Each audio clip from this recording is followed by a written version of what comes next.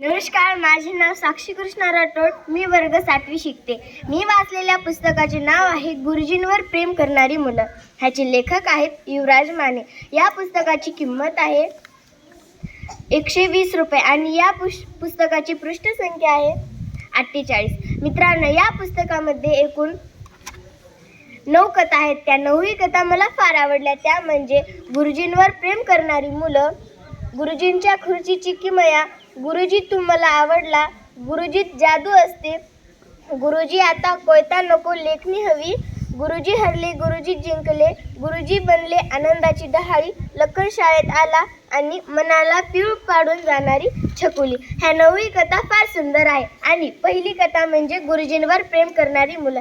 या कथेमध्ये कसं मुलं आपल्या गुरुजींशी प्रेम करू लागतात हे ह्याच्यामध्ये दिलेलं आहे. जे काही मुलं म्हणजे एक शाळा असते, त्यामधले एक गुरुजी बदली होतात आणि नवा गुरुजी त्या शाळेत येतो. तेव्हा त्यामधली एक नेहा नावाची मुलगी त्या गुरुजीच्या हातामध्ये कडा असतो. तेव्हा ती त्याला कसं म्हणते गुंडा गुरुजी आला हे ह्याच्यामध्ये दिलेलं आहे. आणि दुसरी कथा गुरुजींच्या खुर्चीची किमया.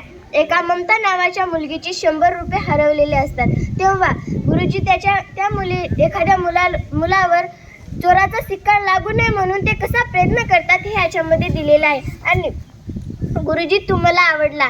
एक मुलगी जेव्हा सगळी मुलं बसलेले असतात तेव्हा त्यामधली एक मुलगी कसं उठून गुरुजी तू मला आवडला म्हणते आणि त्याबरोबर सगळी मुलं सुद्धा गुरुजी तू मला आवडला असं म्हणतात. ही कथा सुद्धा मला फार आवडली. आणि गुरुजीत जादू असते. आपला गुरुजी कसा असतो हे मला ह्या कथेमधून कळालं. आणि आपला गुरुजी आपण शिकावं म्हणून कसा धडपडतो हे मला ह्याच्यामधून कळालं. मित्रांनो, आपल्या चांगल्यासाठी फक्त 3च माणसं आपलं चांगलं व्हावं म्हणून विचार करतात. ते म्हणजे पहिले आई वडील आणि दुसरा गुरुजी. आणि मित्रांनो, गुरुजी आता कोयता नको लेखणी हवी ही कथा सुद्धा मला फार आवडली. जर आपण ऊस तोडणीला गेलो त्याहून सोपं आपण लिहत आहोत हे सोपं त्याहून सोपं आहे. आणि ह्यामधली मला सर्वात जास्त आवडलेली कथा म्हणजे लखन शाळेत आला. एक मुलगी असते, ती जेव्हा शाळेत आलेली असते तेव्हा एका बकरीचं पिल्लू त्याच्याकडे पळत येतो आणि तो शाळेतून जातच नव्हता कारण त्याची मैत्रीण तिथं होती. आणि जेव्हा खेड्यागावातील खूप मुलं बकरी मेंढी ह्यांच्यामध्येच रमत होते आणि कसं त्या आजोबा त्या पिल्लूचं बळी देणार होते हे मला ह्याच्यामधून कळालं. आणि कसं गुरुजी त्या पिल्लाचा सुद्धा जीव वाचवतात आणि त्या मुलीचं जीव तुटू नये म्हणून सुद्धा वाचवतात. ही कथा मला सर्वात जास्त आवडली. अशा सगळ्याही कथा 9ही कथा फार सुंदर आहेत. आणि मला असं वाटतं की हे पुस्तक सगळ्यांनीच वाचावं. शिक्षक, वडील, मुलं हे सगळ्यांनीच वाचावं कारण हे त्यांच्यामधलंच पुस्तक आहे.